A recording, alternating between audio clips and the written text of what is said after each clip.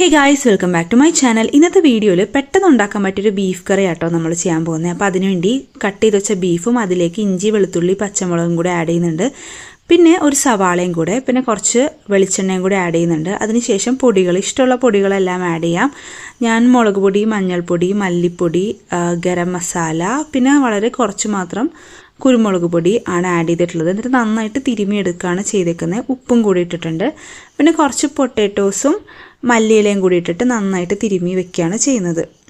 Beef പല രീതിയിൽ വെക്കുമെങ്കിലും ഇതിന് ഒരു മടിയന്മാരുടെ ബീഫ് കറിയെന്നോ അങ്ങനെ എന്തെങ്കിലും പറയാം. കാരണം നമുക്ക് പെട്ടെന്ന് കുക്കറിൽ തന്നെ വേഗം ഉണ്ടാക്കാൻ പറ്റുന്നൊരു ബീഫ് കറിയാണിത്. ഞാൻ ആക്ച്വലി ഒരു 4 വിസലാണ് വെച്ചത്. ഒരു വിസൽ ഹൈ ഫ്ലെയിമിലും ബാക്കി 3 വിസൽ ലോ ഫ്ലെയിമിലും. അപ്പോൾ നല്ല ടേസ്റ്റി ആയിട്ടുള്ളൊരു കറിയാണ്. എനിക്ക് കൊതിയായിട്ടാണ് ഞാനിങ്ങനെ നോക്കി നിൽക്കണേ കറിയുടെ പ്ലേറ്റിലേക്ക്.